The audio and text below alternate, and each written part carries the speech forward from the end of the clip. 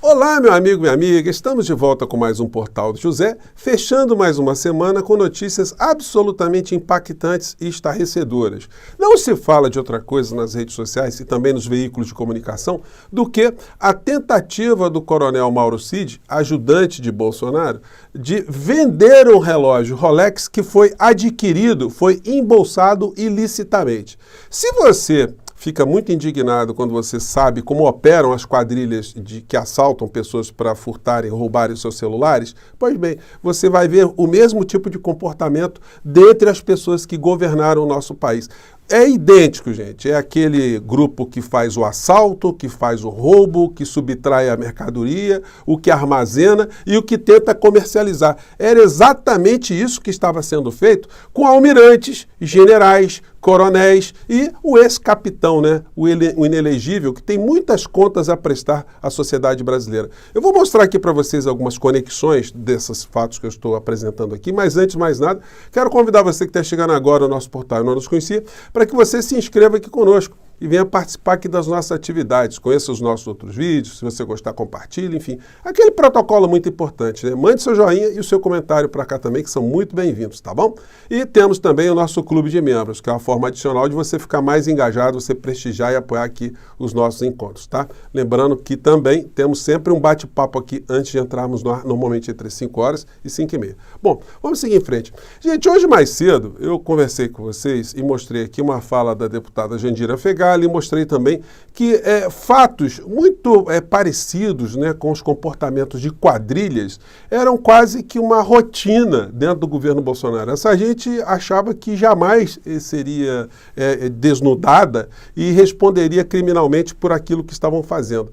Isso circulava de uma forma tão descarada, que envolvia diplomatas até, né? Nós temos na troca desses e-mails revelados no dia de hoje, a participação de uma mulher do corpo diplomático do nosso país que estava em Nova York e que ficou retransmitindo esse tipo de patifaria, esse trambique de venda no mercado negro, né? No mercado paralelo, de um relógio que foi obtido de uma forma absolutamente ilícita pelo ex-presidente da República, o inelegível. Pois bem, conversei com vocês nisso ontem, quando a deputada Jandira Fegali ela tocou nesse assunto, ainda nós não tínhamos as informações desses fatos de hoje. Ela levantou ontem uma questão envolvendo um grupo de pedras preciosas que foi malocada, né? E não se sabe o destino dela, não se avaliou, não tem registro oficial, enfim, mais um assalto, mais um trambique violento. Hoje eu gostaria de falar com vocês sobre aspectos positivos que estão acontecendo aqui no nosso país, mas a gente vai ter que tocar isso nos próximos encontros, porque teve uma matéria no jornal The Economist que aponta que o Brasil está sendo bem avaliado internacionalmente para investimentos aqui. A matéria diz: investidores estão cada vez mais otimistas com a economia brasileira. O ministro das Finanças eficientes e um cenário internacional favorável estão a ajudar, que é a matéria traduzida. Eu queria falar disso com vocês, né? Mas a gente não pode, gente, é um dever que nós temos aqui de não deixar essa quadrilha que tomou conta do nosso país, que eles escapem ilesos de tudo que fizeram com o nosso país. É necessário que a gente exponha, que a gente desnude cada vez mais essa gente, né? Bom, aqui está a foto, né, do homem carregando a mala, agora a mala sempre suspeita, né, com seu chefe. As matérias de hoje são: Mauro Cid tentou vender Rolex, dado a Bolsonaro em viagem oficial, revelam e-mails. Gente, todos os veículos estão cuidando desse assunto. Então hoje à noite a gente deve ter mais repercussões disso aí. CPI analisa e-mails de Mauro Cid negociando venda de Rolex avaliado em 300 mil recebido em viagem oficial. Em troca de mensagens e interlocutora, agora já se sabe que a interlocutora era uma pessoa do corpo diplomático aqui do nosso país, que estava em Nova York, interlocutora traz detalhes da peça com cravejados de platina e diamante. Defesa de ex-ajudante de ordens diz que não teve acesso às mensagens do militar. Como não tem? Eles têm, assim, todo o corpo do que está sendo discutido ali, mas não tem o que falar, né? É um crime, gente. É aquilo que eu acabei de falar para vocês. É a quadrilha de celulares, só que estavam operando com assalto ao povo brasileiro. As coisas que chegavam até o patrimônio público da União mas para a União, e não para benefício desses surrupiadores, desses ladrões com L maiúsculo. É assim que a gente classifica os ladrões de celulares, não é? Então, qual a diferença agora daqueles que operaram dentro da máquina pública? Eles me autorizam a chamá-los de ladrões exatamente por conta desse tipo de revelação que está vindo à tona no dia de hoje.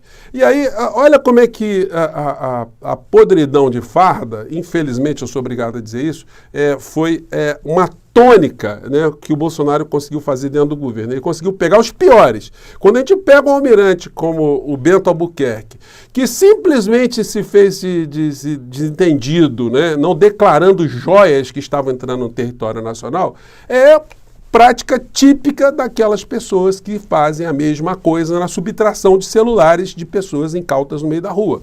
Ex-ministro Bento Albuquerque admite não ter revelado a fiscais da Receita que também transportava joias. Ora, né? Ele foi ouvido pela Polícia Federal no dia 14 e disse que conversou, ainda no aeroporto de Guarulhos, com servidores que apreenderam itens transportados por ele. Gente, não dá como a gente não ficar indignado com esse tipo de situação e sempre lembrar as pessoas, né, que ficam sempre muito inquietas, né? As pessoas ficam assim, puxa vida, a gente está falando desses caras ainda. Gente, mas olha só, não dá para esquecer. Além desses comportamentos, essa gente matou brasileiros. Essa gente, com o comportamento deles, eles jogaram milhares e milhares de brasileiros nas sepulturas, deixaram muitos filhos órfãos, deixaram muitas mães sem os filhos, as esposas sem os maridos sem as esposas, sem os pais. Enfim, para a gente esquecer isso aí? Não dá, né? Então, no meio desse lodaçal todo, a figura do ex-presidente da República continua a postar nas suas redes sociais vídeos do tipo: hoje estou na churrascaria, hoje eu estou na padaria. Gente, é a coisa de gente perturbada mentalmente, mas é mais do que isso, né? É gente que tem um nível de distorção mental, mas tem uma distorção de caráter, porque são pessoas que se locupletaram, se deram bem com a máquina pública aqui no nosso país. Então ele coloca: Rio de Janeiro, 4 de agosto, obrigado pela consideração. E aí coloca os videozinhos, né, dentro da padaria, com musiquinha, fundo musical, né? Aí o cara, ele mesmo, né? Deixa eu até baixar o volume disso aqui. As pessoas ficam impressionadas, né? Como se estivessem vendo o macaco Tião, né?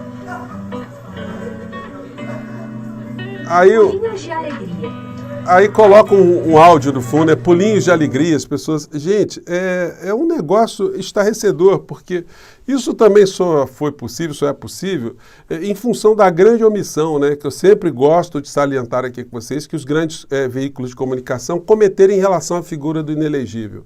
Uma pessoa que esteve à frente de um verdadeiro genocídio aqui no nosso país, que matou tanta gente, como é que uma figura dessa não foi exposta assim, com letras garrafais? Como é que o seu comportamento não foi disseminado, o que ele fez contra o povo brasileiro? Como é que isso não foi colocado de uma forma para que as pessoas compreendessem, a ponto de termos aqui uma parcela gigantesca da sociedade brasileira que tenha votado nessa criatura para que ele ficasse mais 4 anos à frente do nosso país?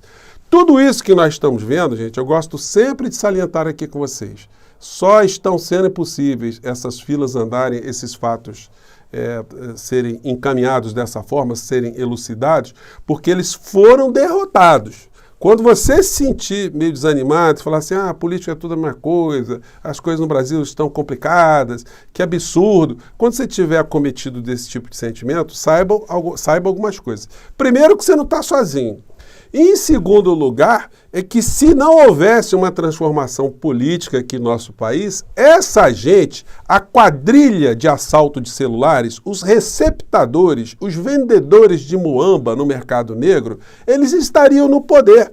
E aí, gente, o saque ao povo brasileiro, a destruição do nosso futuro, seria infinitamente maior, seria infinitamente incomensurável. Estaríamos diante de mais maus militares dentro do governo, mais autoritarismo, mais roubo, mais trambiques e mais negociatas feitas pelo pessoal que estava na área da economia, comandadas por aquele que agora não quer saber de Bolsonaro, o ex-ministro Paulo Guedes, né? Então, gente, nós devemos olhar para esses fatos com dois sentimentos, né? O sentimento de lamento, mas também um sentimento de termos ajudado, né, a dar um basta nisso, a dar uma segurada nessa quadrilha. E, infelizmente, eu sou obrigado a usar essas expressões. Eu nunca pensei na condição de professor universitário, professor de direito constitucional, direito penal, que eu pudesse estar me reportando às pessoas que conversam sempre comigo aqui através do chat, com esses termos. Eu sempre respeitei muito as instituições, mas o que aconteceu no Brasil foi a destruição, foi a corrupção, foi a corrosão das instituições aqui no nosso país. E nós, brasileiros de verdade, patriotas de verdade, democratas de verdade, pessoas que amam o nosso país, a gente tem o dever de fazer com que essas pessoas sejam responsabilizadas. Daí eu gosto sempre de salientar também, né, a importância de termos um novo Procurador-Geral da República que tenha pulso firme, que tenha essa compreensão que eu compartilho aqui com vocês todos os dias. Bom, comentei com vocês mais cedo que essa gente gosta muito de dinheiro, as estratégias do casal Bolsonaro para fazer da política um bom negócio, e vão para cima e para baixo, né? Dentre os militares aí, que o Mauro Cid representa, né, os maus militares, é bom lembrar que ele sempre se reportava nos seus atos ao general Heleno, do Gabinete de Segurança Institucional. Então vocês estão vendo, nós tivemos o Pazuello, aquela figura dantesca, né, à frente do Ministério da Saúde, essas pessoas que já estão presas ali, os braços e pernas de Bolsonaro, que estavam ali conspirando com documentos falsos, né, com documentos de vacinas falsos,